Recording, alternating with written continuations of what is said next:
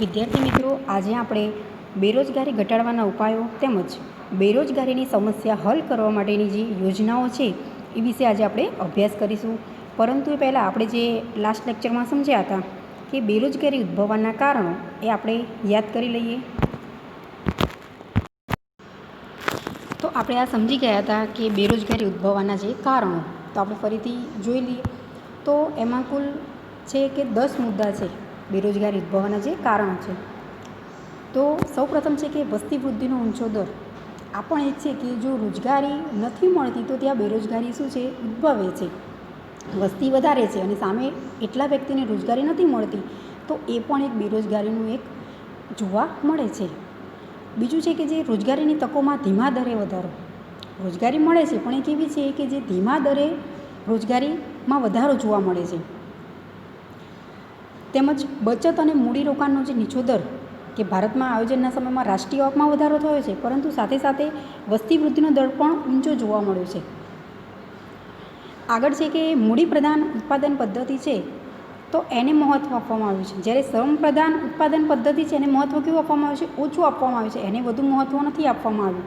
એટલે કે ખેતી અને ઉદ્યોગ ક્ષેત્રમાં વધુને વધુ યાંત્રિકરણ અપનાવવામાં આવ્યું છે કે જેથી રોજગારી ધીમા દરે વધારો કરી શકે છે. ત્યારબાદ છે કે જે વ્યવસાયિક શિક્ષણનું નીચું પ્રમાણ, કે શિક્ષિતોની વધતી જતી બેરોજગારી પણ શું છે, એનું કારણ છે કે ખામીયુક્ત શિક્ષણની પદ્ધતિ છે.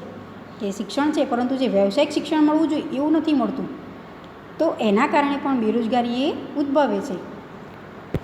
આગળ છે કે જે માનવ શક્તિના જે આયોજનનો અભાવ તેમજ જાહેર ક્ષેત્રની જે બિનકાર્યક્ષમતા, તો આ પણ બેરોજગારીમાં શું છે, જોવા મળે છે. ત્યારબાદ છે કે જે કૃષિ ક્ષેત્રના વિકાસની અવગણના કરવામાં આવી. આપણો ભારત દેશ કેવો છે, કૃષિ પ્રધાન છે. એટલે કે મોટાભાગની વસ્તી ગ્રામીણ વિસ્તારમાં જ રહે છે અને છતાં પણ ત્યાં રોજગારી એ પૂરી જોવા નથી મળતી. મોટે ભાગે કૃષિ પર જ આધારિત વસ્તી હોય છે, તો ત્યાં રોજગારી માટેનું સાધન સૌથી વધારે કેવું જોવા મળે છે, કૃષિ જ જોવા મળે છે. પરંતુ આપણે જે આગળ સમજી ગયા હતા કે પ્રસન્ન બેરોજગારી, તો એના કારણે વ્યક્તિ કામ કરે છે એવું દેખાય છે, પણ છતાં પણ એના એ કાર્યમાં જોડાવાથી ઉત્પાદનમાં વધારો કે ઘટાડો જોવા નથી મળતો, તો ત્યાં બેરોજગારી શું છે, જોવા મળે છે. આગળ છે કે શ્રમની ઓછી ગતિશીલતા અને અપૂરતી માળખાકીય સુવિધા. તો આમ આ બેરોજગારીના જે કારણો છે એ ખૂબ જ મહત્ત્વનો ક્વેશ્ચન છે. હવે આપણે જોઈએ કે જે બેરોજગારી ઘટાડવાના જે ઉપાયો, કે બેરોજગારી કેવી રીતે ઘટાડી શકાય છે. તો સૌપ્રથમ છે કે બેરોજગારી ઘટાડવાના જે ઉપાય, તો કુલ 7 મુદ્દા છે. બેરોજગારી કેવી રીતે ઘટાડી શકાય છે, તો એ કુલ 7 મુદ્દા છે. અહીં મેં દરેક મુદ્દા પહેલાં દર્શાવ્યા છે, ત્યારબાદ હું તમને દરેક મુદ્દા છે વિસ્તૃતમાં સમજાવીશ કે આ રીતે આપણે ક્વેશ્ચન પૂછાય કે બેરોજગારી ઘટાડવા માટેના ઉપાયો સમજાવો. તો સૌપ્રથમ છે કે દરેક મુદ્દા છે એને આપણે અહીંયા દર્શાવવાના છે અને ત્યારબાદ આપણે સમજાવવાના રહેશે. તો સૌપ્રથમ છે કે વસ્તી નિયંત્રણ.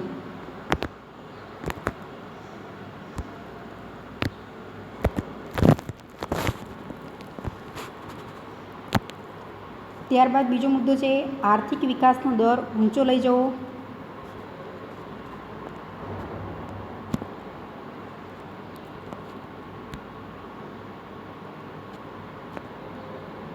ત્રીજો મુદ્દો છે રોજગારલક્ષી આયોજન. ચોથું છે રોજગારલક્ષી શિક્ષણ. પાંચમો મુદ્દો છે ગૃહ અને નાના પાયાના ઉદ્યોગોનો વિકાસ. છઠ્ઠો મુદ્દો છે આંતરમાળખાકીય સેવાઓનો વિસ્તાર. અને સાતમો મુદ્દો છે કૃષિ ક્ષેત્રે હરિયાળી ક્રાંતિનો વેગ અને વિસ્તાર. આમ બેરોજગારી ઘટાડવા માટેના એ કુલ 7 મુદ્દા છે.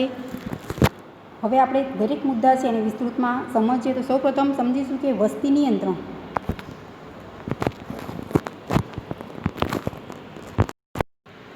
હવે આપણે જોઈએ તો સૌપ્રથમ છે કે વસ્તી નિયંત્રણ. જો બેરોજગારી ઘટાડવી છે તો વસ્તીને નિયંત્રિત કરવી કેવી છે, ખૂબ જ જરૂરી છે. કેમ કે આપણા ભારત દેશમાં જે વસ્તી આપણે જોઈએ તો ક્રમશઃ જે દર છે એનો વસ્તી વૃદ્ધિનો દર એ ક્રમશઃ કેવો જોવા મળે છે, આપણને વધતો જોવા મળે છે, ઘટતો જોવા નથી મળતો. એટલે કે એને નિયંત્રિત કરવી કેવી છે, ખૂબ જ જરૂરી છે. એટલે કે દેશમાં ઝડપી વસ્તી વધારો છે એના કારણે એક તરફ કામ માગનારા શ્રમિકોની સંખ્યામાં ઝડપીથી વધારો છે એ જોવા નથી મળતો, પણ ધીમા આર્થિક વિકાસના કારણે રોજગારીની તકોએ ઊભી કરી શકાય નથી. કે આપણે આગળ સમજી ગયા હતા કે આર્થિક વિકાસનો દર છે, પરંતુ જે રોજગારી છે એ જોવે એટલી નથી મળતી દરેક વ્યક્તિ માટે. બેરોજગારી શું છે, જોવા મળે છે આપણને. ભારતમાં બેરોજગારીની સમસ્યા હલ કરવી હોય તો વસ્તી નિયંત્રણ માટેના અસરકારક પગલાં ભરવા જોઈએ. જો બેરોજગારીની સમસ્યા છે એ આપણે હલ કરવી હોય તો એના માટે સૌપ્રથમ છે કે જે વસ્તીને નિયંત્રિત કરવી કેવી છે, ખૂબ જ જરૂરી છે. આમ દેશની વસ્તી વૃદ્ધિનો દર નીચો આવશે અને શ્રમમાં જે પુરવઠામાં થતો વધારો મંદ પડશે. શું કરવાનું છે કે વસ્તી વૃદ્ધિનો દર છે એ નીચો લાવવાનો છે, કે જે વસ્તી વૃદ્ધિનો દર એ ક્રમશઃ વધી રહ્યો છે એને નીચો લાવવાનો છે અને શ્રમના પુરવઠામાં થતો વધારો મંદ પડશે. એટલે કે રોજગારી માગનાર સંખ્યાઓની જે ઘટાડો થશે, જે વ્યક્તિ રોજગારી માગે છે તો એ સંખ્યામાં શું થશે, ઘટાડો થશે. તેમજ વસ્તી નિયંત્રણ થાય છે તો એ સાધનો વધુ એ ફાજલ પડશે. એટલે કે આમ મૂડીરોકાણનો દર છે વધશે અને સામે રોજગારીની તકો વધી શકાશે. કેવી રીતે, તો બેરોજગારી ઘટાડવી છે તો સામે રોજગારી એ વધારવાની છે, પરંતુ કેવી રીતે વધારી શકીએ છીએ, તો વસ્તીને નિયંત્રિત કરી અને જે વ્યક્તિઓ બેરોજગાર છે તો એને સામે શું કરવાનું છે, રોજગારી એ મળી રહેશે. એટલે કે વસ્તી નિયંત્રિત કરીને લાંબા ગાળે છે એ ઉત્પાદક તેમજ એમનું જે નિયમન આપણે કરી શકીએ છીએ. હવે બીજો મુદ્દો આપણે જોઈએ કે આર્થિક વિકાસનો દર ઊંચો લઈ જવો. તો બેરોજગારી ઘટાડવી છે તો આર્થિક વિકાસ છે એનો દર એ કેવો લઈ જવાનો છે, ઊંચો લઈ જવાનો છે. તો ભારતમાં આર્થિક વિકાસનો દર આયોજનના શરૂઆતના વર્ષોમાં 3.5% જેટલો નીચો રહેવા પામ્યો હતો. કે જ્યારે આયોજનની શરૂઆત થઈ હતી તો ત્યારે કેટલો રહેવામાં આવ્યો હતો, આર્થિક વિકાસનો દર એ 3.5% જેટલો એ નીચો રહેવા પામ્યો હતો.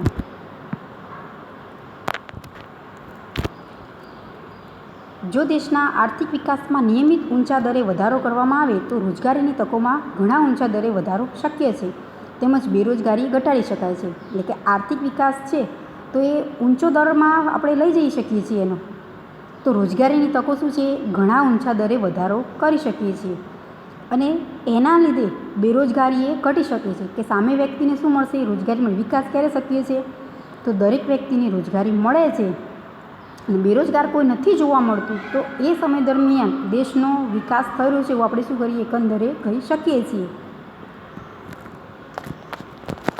અર્થતંત્રમાં જુદા જુદા વિભાગો વચ્ચે સંકલન કરી જાહેર, ખાનગી, સહકારી કે અન્ય સ્વરૂપના ઔદ્યોગિક ક્ષેત્રે મૂડીરોકાણ વધે તેવા પ્રયત્નો કરવા જોઈએ. એટલે કે અર્થતંત્રમાં શું, જુદા જુદા વિભાગો વચ્ચે સંકલન કરવાનું છે, કે જોડાણ કરીને જાહેર, ખાનગી, સહકારી કે અન્ય સ્વરૂપના ઔદ્યોગિક ક્ષેત્રે મૂડીરોકાણ વધે તેવા પ્રયત્નો કરવાના છે.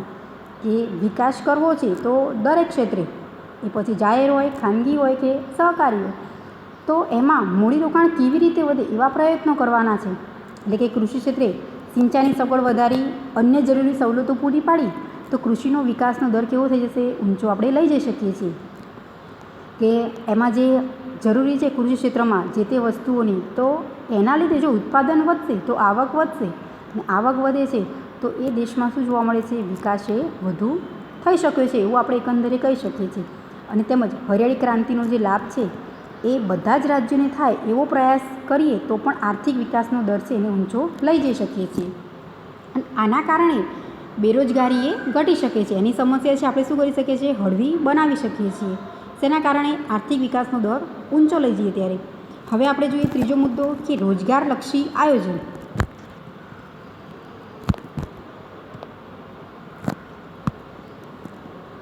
તો રોજગારલક્ષી આયોજન કરીએ છીએ એટલે કે રોજગારી કેવી રીતે જે શ્રમિકો છે એને મળશે, તો એના કારણે પણ બેરોજગારી શું થાય, ઘટી શકે છે.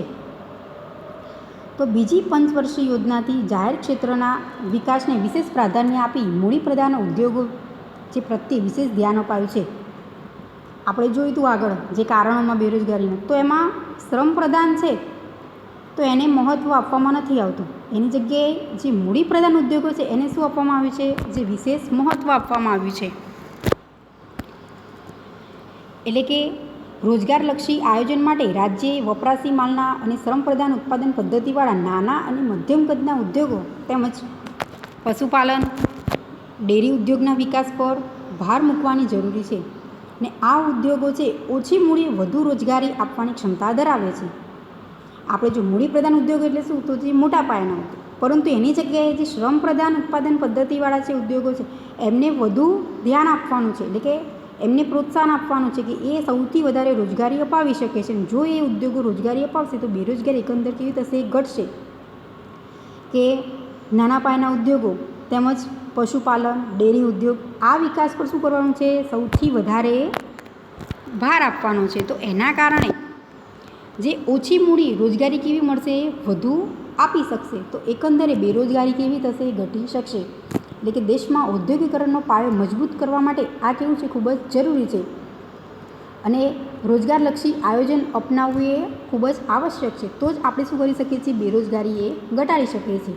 અને રોજગારલક્ષી ઉદ્યોગોની સ્થાપના અને એનો વિકાસ કરવાથી જે વસ્તુનું ઉત્પાદન વધે છે, સામે રોજગારી વધે છે. સ્વાભાવિક છે કે જે નાના પાયાના ઉદ્યોગો સ્ટાર્ટ કરીએ છીએ તો ત્યાં સૌથી વધારે લોકોને શું આપવામાં આવે છે, રોજગારી આપવામાં આવે છે. શ્રમિકો ત્યાં સૌથી વધારે કાર્ય કરી શકે છે. અને એના લીધે જો શ્રમિકો સૌથી વધારે કામ કરશે તો સામે એ શ્રમિકોને શું મળશે, સૌથી વધારે રોજગારી મળી શકશે. અને રોજગારી મળે છે એકંદરે બેરોજગારીનું પ્રમાણ કેવું થશે, ઘટશે. એટલે કે બાંધકામ ક્ષેત્રે રોજગારલક્ષી આયોજન કરી રોજગારીની વધુ તકો સર્જી શકાય છે.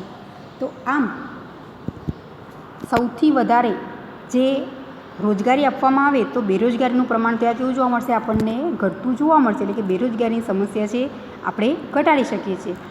હવે આપણે આગળ જોઈએ ચોથો મુદ્દો કે રોજગારલક્ષી શિક્ષણ. આ સમજે આપણે રોજગારલક્ષી આયોજન કે કેવી રીતે રોજગારી આપવી. તો નાના પાયાના ઉદ્યોગોને સૌથી વધારે શું આપવાનું છે, પ્રોત્સાહન આપવાનું છે. અને એ લોકોએ સૌથી વધુ રોજગારી અપાવી શકે છે. મૂડી ઓછી રોકાણ કરવાની છે પરંતુ રોજગારી કેવી આપશે, સૌથી વધારે. જ્યારે મોટા ઉદ્યોગો છે એ વધુ લોકોને રોજગારી આપી શકતા નથી. અને નાના પાયાના ઉદ્યોગો કે સૌથી વધુ લોકોને રોજગારી આપવાની પોતે શું કરાવે છે, ક્ષમતા ધરાવે છે. હવે આપણે ચોથો મુદ્દો સમજીએ કે રોજગારલક્ષી શિક્ષણ. તો જે કેવી રીતે શિક્ષણ આપવું કે જેના દ્વારા જે સ્ટુડન્ટ્સ જે એજ્યુકેશન મેળવીને તૈયાર થાય છે તો એ પોતે પોતાની પગભર ઊભા રહી શકે, એટલે કે રોજગારી પોતે મેળવી શકે એ પ્રમાણેનું શિક્ષણ આપીએ છીએ તો બેરોજગારી એકંદરે કેવી થાય છે, ઘટી શકે છે. પરંતુ હકીકતમાં એવું જોવા નથી મળતું. શિક્ષણ તો હોય છે જે તે શ્રમિકો પાસે જે કામ કરતા હોય છે, પરંતુ એ એમની પાસે જે વ્યવસાયલક્ષી શિક્ષણનો અભાવ જોવા મળે છે. તો એના કારણે જે યોગ્ય કામ નથી કરી શકતા, એટલે કે બેરોજગાર જોવા મળે છે. તો હવે આપણે જોઈએ તો વર્તમાન શિક્ષણ પદ્ધતિ એ કારકુનો તૈયાર કરતું પુસ્તકનું જ્ઞાન આપતી જ એક શિક્ષણ વ્યવસ્થા છે. વર્તમાનમાં જે તે વ્યક્તિ પોતે શું કરે છે, શિક્ષણ મેળવે છે, પરંતુ એ કેવું છે, એક પુસ્તકનું જ્ઞાન જ જોવા મળે છે.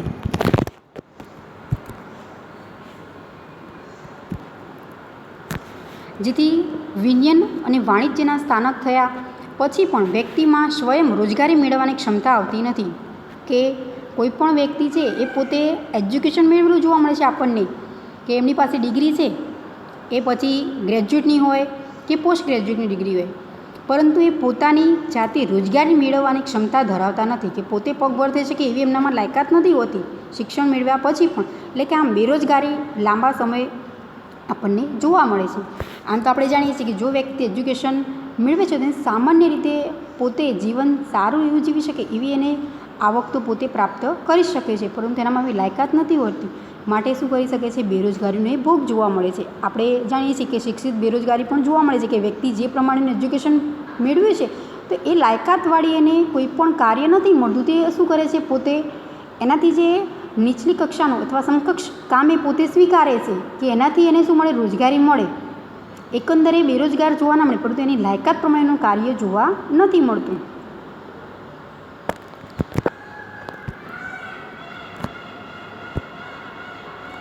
વર્તમાનમાં આપણે જોઈએ છીએ કે વેપાર, વાણિજ્ય, ઉદ્યોગ, ખેતી અને અન્ય ક્ષેત્રોનું વ્યવસાયલક્ષી શિક્ષણ અપનાવવાની દેશમાં આવશ્યકતા છે.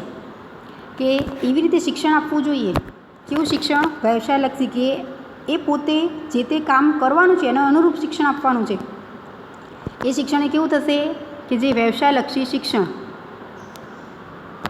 કે વેપાર, વાણિજ્ય, ઉદ્યોગ, ખેતી અને અન્ય ક્ષેત્રોનું વ્યવસાયલક્ષી શિક્ષણ.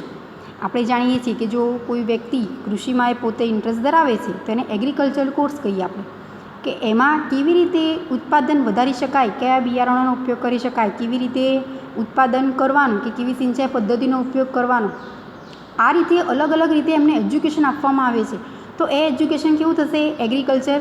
તો એ વ્યવસાયલક્ષી શિક્ષણ, કે આપણે દરેક સ્ટુડન્ટ છે એની પાસે જ્ઞાન નહીં હોય, કે જેને ઇન્ટરેસ્ટ છે કે એ વ્યક્તિ પોતે શું કરી શકે છે, એને ખેતીમાં જે રસ છે કે કેવી રીતે વાવેતર કરવું, કેવી રીતે આવક મેળવવી, તો આ એક આવક રોજગારી મેળવવા માટે એ પ્રકારનું શિક્ષણ મેળવવું કેવું છે, ખૂબ જ જરૂરી છે. તો એ વ્યક્તિને એ પ્રકારનું શિક્ષણ આપવામાં આવે તો એ રોજગારી એકંદરે મેળવી શકે છે. તો આ કેવું થયું? વ્યવસાયલક્ષી શિક્ષણ થયું, કે એગ્રીકલ્ચરમાં વ્યક્તિને રસ છે તો એગ્રીકલ્ચરનો જે કોર્સ આવે છે એ પોતે કરશે વ્યક્તિ, તો એને એકંદરે જ્યારે કોર્સ એ કમ્પ્લીટ કરી લેશે તો એ પ્રકારનું એનામાં જ્ઞાન આવી જશે, શિક્ષણ મેળવેલું છે, અને એ સરળતાથી એક કામ એ પોતે શું કરી શકશે? કરી શકશે. ખેતીમાં એ પોતે માહિતી મેળવી લેશે અને પછી ત્યારબાદ જો એ કામ કરે છે તો સરળતાથી એ વ્યક્તિને એમાંથી આવક એ મળી શકશે.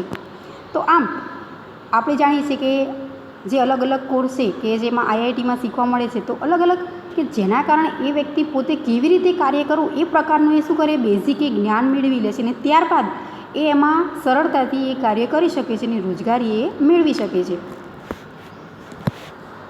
તો આવી રીતે કે વ્યક્તિ આવા અભ્યાસ અને તાલીમ મેળવે અને સરળતાથી એ વ્યક્તિ રોજગારી મેળવી શકે છે. કે જેમ મેં તમને કીધું કે એ પ્રકારનો જો વ્યક્તિ કોર્સ કરે છે અને એ કોર્સ કમ્પ્લીટ કર્યા બાદ સરળતાથી પોતે શું કરી શકશે? એ કામ કરી શકશે. એટલે કે બેરોજગારીની સમસ્યા છે એ હળવી કરવા માટે રોજગારી મેળવવાની ક્ષમતા વધે એ ખૂબ જ જરૂરી છે. અને એવી શિક્ષણ પદ્ધતિ અપનાવવા માટે શિક્ષણ ક્ષેત્રે પણ શું કરવું છે? જે ક્રાંતિકારી ફેરફારો કરવા એ ખૂબ જ જરૂરી છે. ઈસવીસન 2015ની નવી શિક્ષણ નીતિમાં શિક્ષણ દ્વારા રોજગાર સર્જન કરવા માટે ઉદ્યોગો સાથે જોડાણ સાધવાનો ઉત્પાદકીય શિક્ષણનો હેતુ નિર્ધારિત કરવામાં આવ્યો છે. કે શિક્ષણ નીતિમાં એવું નક્કી કરવામાં આવ્યું કે રોજગારીનું સર્જન કરવું છે તો માટે ઉદ્યોગો સાથે જોડાણ કરી અને ઉત્પાદકીય શિક્ષણ કે કેવી રીતે આપવું એ નિર્ધારિત કરવામાં આવ્યું છે. કે જે અગાઉના વર્ષો છે આવનારા, તેમાં કયા ક્ષેત્રોમાં કેટલી રોજગારીની તકો છે એ પ્રમાણે જો અભ્યાસક્રમ તૈયાર કરવામાં આવે, તેમજ ખાનગી ક્ષેત્રને પણ સાંકળીને આ કામ કરવામાં આવશે તો સૌથી વધારે રોજગારી એ જોવા મળશે આપણને. કે રોજગારી સૌથી વધારે જો જોવા મળશે તો વ્યક્તિ કોઈ પણ બેરોજગાર એકંદરે જોવા નહીં મળે. એટલે કે બેરોજગારીની સમસ્યા શું થશે? ઘટાડી શકાશે. હવે આપણે જોઈએ પાંચમો મુદ્દો કે ગૃહ અને નાના પાયાના ઉદ્યોગોનો વિકાસ.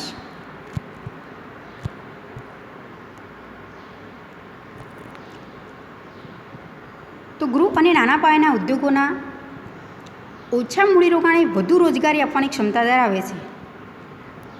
સૌથી વધારે જે નાના પાયાના ઉદ્યોગો છે એ શું છે? એકંદરે એમનું મૂડીરોકાણ ઓછું છે. આપણે જાણીએ છીએ કે કોઈ પણ ધંધાકીય વ્યક્તિ છે જો મોટા પાયે ધંધો કરશે તો એમાં રોકાણ કેવું કરવું પડશે એ વ્યક્તિને? સૌથી વધારે. પરંતુ જો નાનો ધંધો કરે છે સામાન્ય, તો એમાં મૂડીરોકાણ એકંદરે કેવું થશે? ઓછું જોઈશે. એટલે કે એ વ્યક્તિ સૌથી વધારે કોઈની પાસેથી લોન લઈને અથવા તો કોઈની પાસેથી વ્યાજમાં પૈસા લાવી અને જે રોકાણ કરવાની જરૂરિયાત જોવા નથી મળતી અને ઓછા મૂડીરોકાણે રોજગારી કેવી અપાવે છે? વધુ. અહીંયા સમજવાનું છે કે જે વ્યક્તિ ધંધો કરે છે નાના પાયાનો અથવા ગૃહ ઉદ્યોગ, તેમાં મૂડીરોકાણ કેવું છે? એકંદરે ઓછું. આપણે જાણીએ છીએ કે જો ગૃહ ઉદ્યોગ છે તો એમાં મૂડીરોકાણ પણ જરૂરી નથી હોતું. દાખલા તરીકે અગરબત્તી બનાવવી, પાપડનો ખાખરા બનાવતો, આ બધા કેવા છે? ગૃહ ઉદ્યોગ. તો એમાં મૂડીરોકાણની જરૂરિયાત કેવી હોય છે? સાવ ઓછી હોય છે એકંદરે.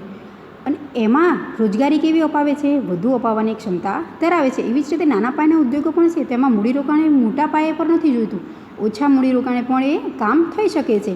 હા, ત્યારબાદ એમાંથી આવક વધે છે. જો નફો વધશે તો વ્યક્તિની આવક વધે છે અને ત્યારબાદ એ જ રોકાણ કરી અને ફરી પાછું એ નવું કામ કરી શકીએ છીએ. એટલે કે નાના ઉદ્યોગોમાં એક વ્યક્તિને રોજગારી આપવા માટે મોટા ઉદ્યોગોની સરખામણીમાં ખૂબ જ ઓછા મૂડીરોકાણની આવશ્યકતા હોય છે.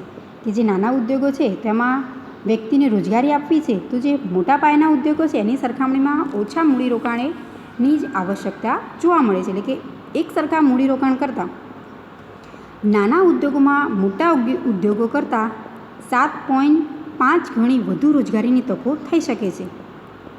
સમજવાનું છે કે મૂડીરોકાણ કેવું છે, એક સરખું જ છે, મોટા અને નાના. તો નાના ઉદ્યોગોમાં મોટા ઉદ્યોગો કરતાં જે રોજગારીની તકો છે એ કેટલી છે? 7.5 ગણી વધુ ઊભી થઈ શકે છે. કોના કરતાં? મોટા કરતાં નાના ઉદ્યોગોમાં વધુ રોજગારીની તકો જોવા મળે છે. એટલે કે નાના ઉદ્યોગો માટે અમુક વસ્તુઓનું ઉત્પાદન માટે અનામત આપણે રાખવામાં આવી છે.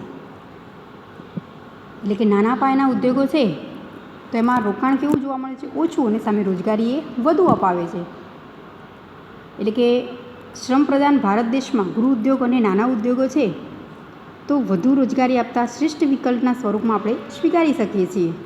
અને દેશની ઔદ્યોગિક નીતિમાં પણ આ ઉદ્યોગોનું મહત્ત્વ સ્વીકારીને વિકાસ માટેના અનેક ઉપાયો હાથ ધરવામાં આવે છે. અને રાજ્ય દ્વારા પણ આ ઉદ્યોગોના વિકાસ માટે નાણાકીય, ટેકનિકલ અને સંચાલકીય સહાય આપવામાં આવે છે. જે નાના પાયાના ઉદ્યોગો છે તેને સરકાર શું કરવામાં આવે છે? મદદ પણ કરી શકે છે, કે જે પોતે શું કરી શકે? કામ કરી શકે છે.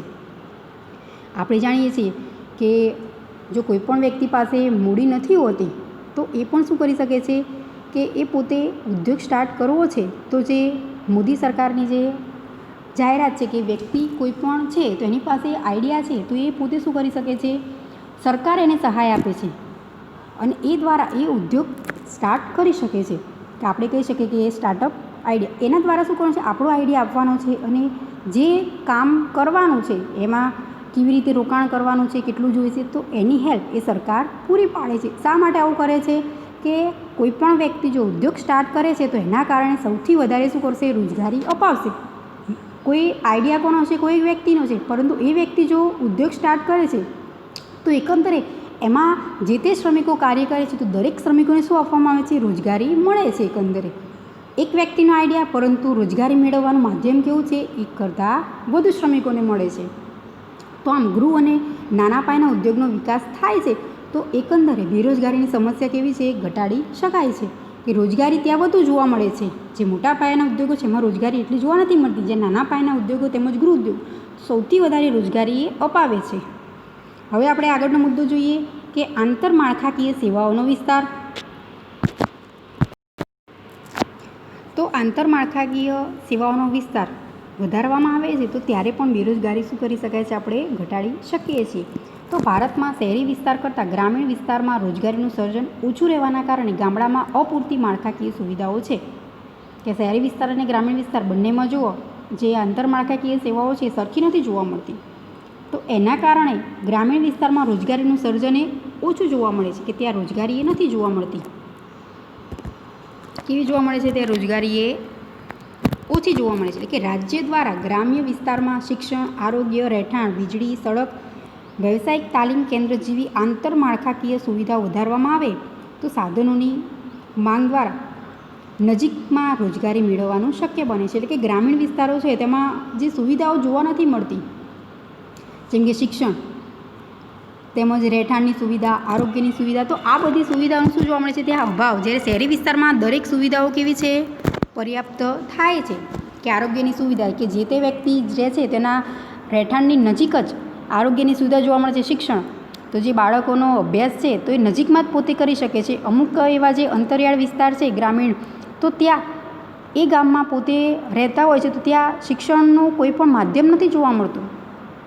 એવું નથી કે કોલેજો, ખાલી જે પ્રાઇમરી શિક્ષણ પણ નથી જોવા મળતું. તો જે તે બાળકો છે એને જો આ સુવિધાઓ નથી મળતી તો એ પોતે શું કરવું પડે છે? દૂરના સ્થળે એમને એ શિક્ષણ મેળવવા માટે જવું પડે છે. તો ત્યાં કોઈ પણ વ્યક્તિ રોજગારી મળે છે છતાં પણ ત્યાં જવાનું પસંદ નથી કરતા. એ બેરોજગાર રહેવાનું એ પોતે પસંદ કરે છે. તો આ બધી સુવિધાઓ ગ્રામીણ વિસ્તારમાં શિક્ષણ, આરોગ્ય, જે વીજળીની કે 24 કલાક વીજળીની સુવિધા, રહેઠાણની સુવિધા, તો આ બધી આપવામાં આવે છે તો એના કારણે વ્યક્તિ પોતે શું કરી શકે છે? રોજગારી મેળવી શકે છે. આ નથી મળતું એટલે પોતે ત્યાં જવાનું પસંદ નથી કરતા. એટલે કે ગ્રામીણ વિસ્તારમાં આંતરમાળખાકીય સુવિધાઓ વધારીએ તો નવી રોજગારીની તકો એ વધે છે. આમ કૃષિ ક્ષેત્ર અને તેની સાથે જે સંકળાયેલા અન્ય ક્ષેત્રમાં પણ રોજગારી વધી શકે છે અને એકંદરે બેરોજગારી એ ઘટાડી શકાય છે. હવે સાતમો મુદ્દો આપણે સમજીએ કે કૃષિ ક્ષેત્રે હરિયાળી ક્રાંતિનો વેગ અને વિસ્તાર. તો કૃષિ ક્ષેત્ર દ્વારા પણ જે બેરોજગારી શું જોવા મળે છે? ઘટતી જોવા મળે છે. આમ તો સૌથી વધારે ખેતીમાંથી વ્યક્તિએ આવક કમાવવા માટેનો એનો સ્ત્રોત હતો. જ્યારે ઉદ્યોગ ધંધા નહોતા ત્યારે સૌથી વધારે આવકનો સ્ત્રોત રોજગારી શેમાંથી મળતી હતી? તો કૃષિ ક્ષેત્ર, ખેતીમાંથી જ વ્યક્તિ કમાણી કરતા હતા. તો દેશમાં ઊંચા વસ્તી વૃદ્ધિના દરને કારણે રોજગારી માટે કૃષિ ક્ષેત્રે વસ્તીનું ભારણ વધતા પ્રસન્ન બેકારી તેમજ અનિયમિત વરસાદ અને અપૂરતી સિંચાઈની સગવડને કારણે મોસમી બેકારીની સમસ્યા વધતી ગઈ.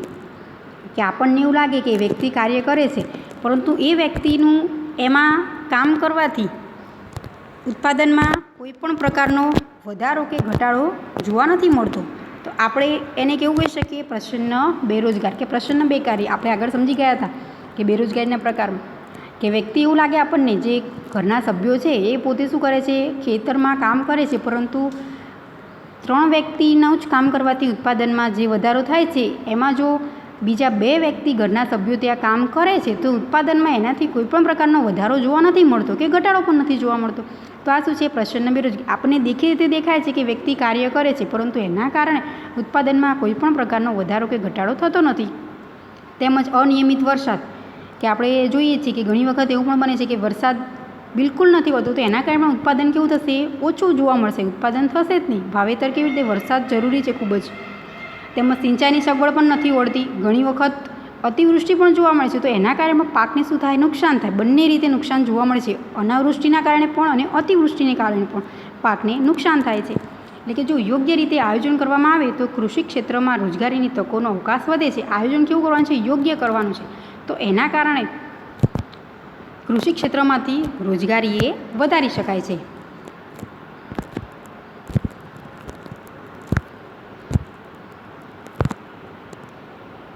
પીસી મહાલનોબિસના મત એ પોતે એવું કહે છે કે ભારતમાં કૃષિ ક્ષેત્રે ₹1 કરોડનું મૂડીરોકાણ કરવાથી 40,000 વ્યક્તિઓને રોજગારી આપી શકાય છે અને ઉત્પાદનમાં 5.7% દરે વધારો કરી શકાય છે. ખાસ સમજવાનું છે કે ભારતમાં કૃષિ ક્ષેત્રમાં જો 1 કરોડનું મૂડીરોકાણ કરવામાં આવે છે તો એમાંથી કેટલા લોકોને રોજગારી આપી શકાય છે? કેટલા શ્રમિકોને?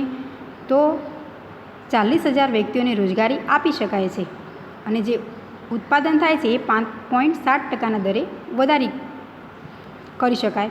કે જ્યારે મોટા ઉદ્યોગોમાં ₹1 કરોડનું મૂડીરોકાણ કરવાથી માત્ર 500 વ્યક્તિઓને જ રોજગારી આપી શકાય છે. અહીં સમજવાનું છે કે જ્યારે મોટા પાયાના ઉદ્યોગો છે તો એમાં મૂડીરોકાણ કેટલું છે? 1 કરોડનું જ છે. બંનેમાં મૂડીરોકાણ કેવું છે? સરખું જ છે. 1 કરોડનું મૂડીરોકાણ છે. તો એના કારણે સામે કેટલા વ્યક્તિઓને રોજગારી મળે છે? તો માત્ર 500 વ્યક્તિઓને જ રોજગારી આપી શકાય છે અને ઉત્પાદનમાં 1.4%ના દરે જ વધારો કરી શકાય છે. એમનો અંદાજ છે કે કૃષિ ક્ષેત્રમાં મૂડીરોકાણનો દર કેવો છે? બંનેમાં સરખો જ છે, નાના પાયાના અને જે મોટા પાયાના ઉદ્યોગો. પરંતુ સામે રોજગારી કેવી જોવા મળે છે? બંનેમાં વ્યક્તિઓને જે અલગ અલગ જોવા મળે છે.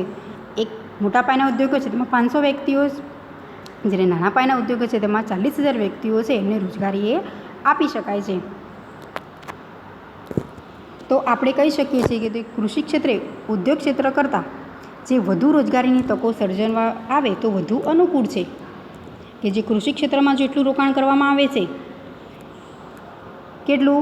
1 કરોડનું, અને જ્યારે ઉદ્યોગો છે તો એમાં પણ 1 કરોડનું રોકાણ કરવામાં આવે તો સૌથી વધારે વ્યક્તિને આવક ક્યાંથી મળે છે? કૃષિ ક્ષેત્રમાંથી. જ્યારે ઉદ્યોગોમાંથી એટલી આવક નથી મળતી, મોટા પાયાના ઉદ્યોગો છે તેમાંથી એટલી આવક એ વ્યક્તિને નથી મળતી. હા, જ્યારે જે નાના પાયાના ઉદ્યોગો છે એમાંથી પાછું રોજગારીની તકો કેવી મળે છે? વધુ મળે છે.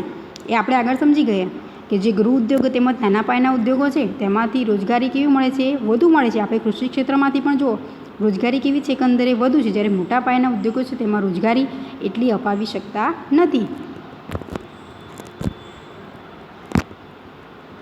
આ શોર્ટ ક્વેશ્ચનમાં પૂછાય, ખાસ ધ્યાનમાં રાખવાનું છે કે મોટા પાયાના ઉદ્યોગોમાંથી તેમજ કૃષિ ક્ષેત્રમાં સરખું જ રોકાણ કરવામાં આવે છે, મૂડીરોકાણ 1 કરોડનું, તો સામે કેટલા વ્યક્તિઓને રોજગારી મળે છે? આવું કોણે કીધું છે? આ ક્વેશ્ચન પૂછાઈ શકે. તો પીસી મહાલનોબિસના મતે કૃષિ ક્ષેત્રમાં અને ઉદ્યોગોમાં મોટા પાયાના ઉદ્યોગો તેમાં સરખું જ મૂડીરોકાણ કરીએ છીએ તો પણ જે વ્યક્તિઓને રોજગારી મળે છે બંને કેવી છે? અલગ અલગ જોવા મળે છે. ત્યારબાદ આપણે જોઈએ તો ડૉક્ટર MS સ્વામીનાથનના મત મુજબ કૃષિ ક્ષેત્રના વિકાસની દિશામાં વધારે પ્રયત્ન કરવામાં આવે તો અનેક ગણી નવી રોજગારીની તકોએ ઊભી કરી શકાય છે. કે MS સ્વામીનાથન એવું કહે છે કે કૃષિ ક્ષેત્રમાં જો વિકાસ વધુ કરવામાં આવે છે તો ત્યાં રોજગારીની તકો કેવી છે, સૌથી વધારે ઊભી કરી શકીએ છીએ. આપણે જાણીએ છીએ કે રોજગારીની તકો સૌથી વધારે જે નાના પાયાના ઉદ્યોગો દ્વારા સૌથી વધુ કરી શકે, એમ કૃષિ ક્ષેત્રમાં પણ રોજગારીની તકો સૌથી વધારે ઊભી કરી શકીએ છીએ. તો આમ આપણે આ સમજીએ કે બેરોજગારી ઘટાડવાના ઉપાય. તો કેવી રીતે બેરોજગારીની સમસ્યા છે આપણે શું કરી શકીએ છીએ, એને એકંદરે ઓછી ઘટાડી શકીએ છીએ. તો શિક્ષણ આપવાનું છે, તેમજ જે સારી એવી આંતરમાળખાકીય સુવિધાનો વિસ્તાર, ઉદ્યોગોનો વિકાસ કરવાનો છે, વસ્તીને નિયંત્રિત કરવાની છે. તો આમ જે બેરોજગારીની જે આપણે ઘટાડી શકીએ છીએ. હવે આપણે જોઈએ કે બેરોજગારીની સમસ્યા હલ કરવા માટેની જે યોજનાઓ. હવે આપણે સમજીએ તો બેરોજગારીની સમસ્યા હલ કરવા માટેની જે રાજ્યની યોજનાઓ. તો કુલ 5 યોજનાઓ અહીં આપણે સમજવાની છે. આમાંથી શોર્ટ ક્વેશ્ચન પૂછાઈ શકે છે. અલગ અલગ યોજનાઓ છે, એ યોજના ક્યારે બહાર પાડવામાં આવી છે, એ યોજનાનો શું હેતુ છે, આ શોર્ટ ક્વેશ્ચનમાં પૂછાશે. સૌપ્રથમ આપણે જોઈએ કે મહાત્મા ગાંધી રાષ્ટ્રીય ગ્રામીણ રોજગાર બાંહેધરી ધારો સૌપ્રથમ છે. તો એમાં આપણે જોઈએ કે બેરોજગારીની સમસ્યા હલ કરવા માટે એમાં શું પગલાં ભરવામાં આવે છે. તો આનો છે ક્યારે શરૂઆત કરવામાં આવી છે, તો ફેબ્રુઆરી 2006માં શરૂ કરવામાં આવેલ રાષ્ટ્રીય ગ્રામીણ રોજગાર બાંહેધરી ધારો, કે આપણે એને કહી શકીએ છીએ કે જે નરેગા, કે જેમાં દેશના 50 જિલ્લાઓમાં વસતા ગ્રામીણ લોકોને રોજગારી આપવાનો હેતુ છે. તો આનો હેતુ શું છે, ખાસ ધ્યાનમાં રાખવાનું કે 50 જિલ્લાઓમાં વસતા ગ્રામીણ લોકોને રોજગારી આપવાનો હેતુ છે નરેગાનો. અને આનું ફૂલ ફોર્મ પણ પૂછાય, એ મેં ફૂલ ફોર્મ તમને અહીંયા લખેલું છે, ગુજરાતીમાં પણ છે અને ઇંગ્લિશમાં પણ છે, કે Mahatma Gandhi National Rural Employment Guarantee Act, જેને આપણે ગુજરાતીમાં કહી શકીએ કે મહાત્મા ગાંધી રાષ્ટ્રીય ગ્રામીણ રોજગાર બાંહેધરી ધારો. તો આનો હેતુ શું થશે કે 50 જિલ્લાઓમાં વસતા ગ્રામીણ લોકોને રોજગારી આપવાનો છે.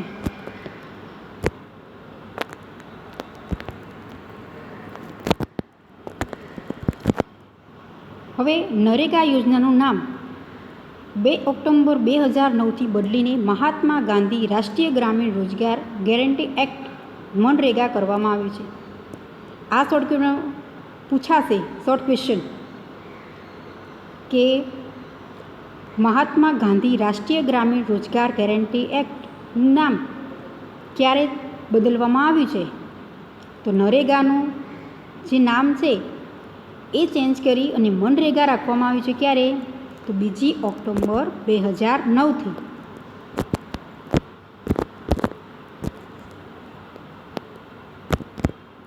બીજી ઓક્ટોબર 2009થી જે નરેગા યોજના છે એનું નામ ચેન્જ કરીને શું કરવામાં આવ્યું છે, મહાત્મા ગાંધી રાષ્ટ્રીય ગ્રામીણ રોજગાર ગેરંટી એક્ટ.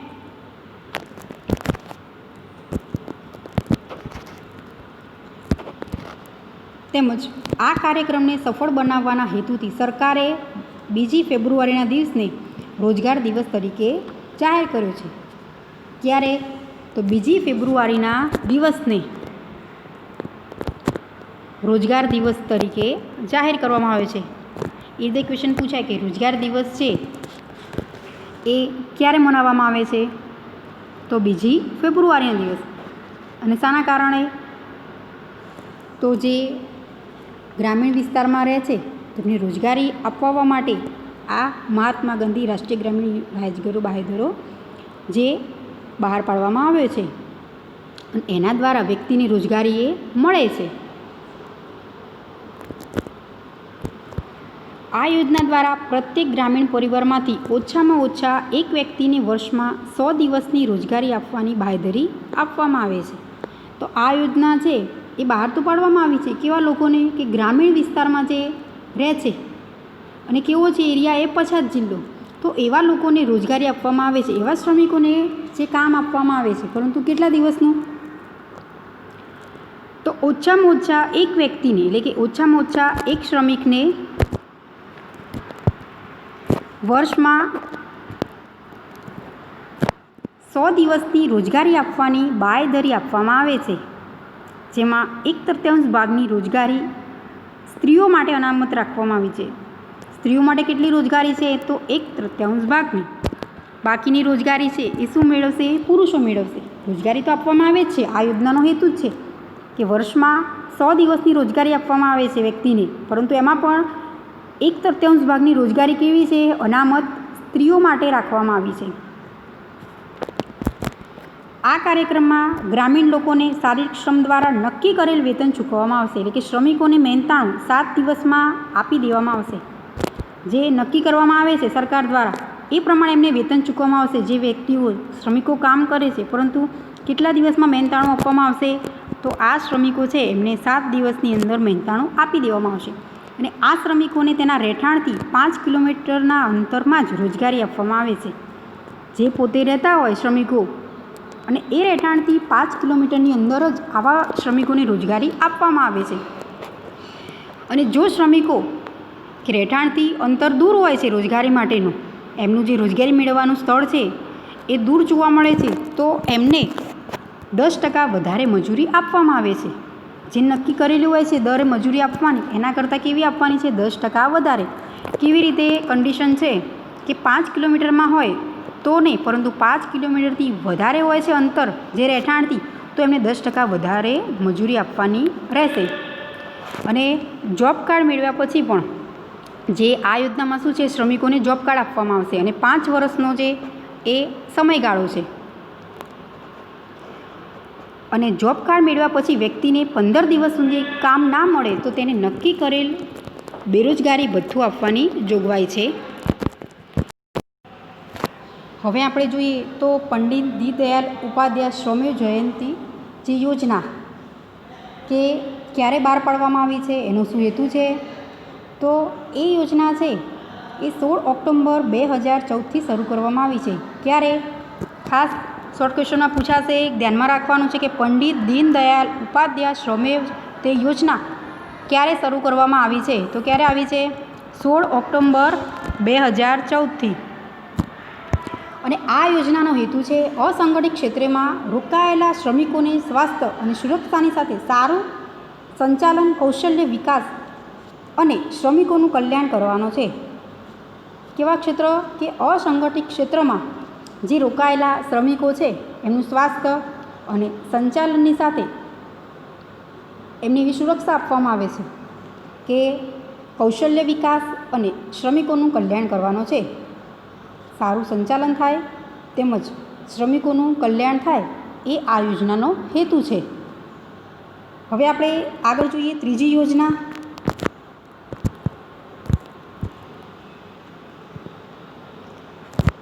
ત્રીજી યોજના છે કે દીનદયાળ ઉપાધ્યાય ગ્રામ જ્યોત યોજના.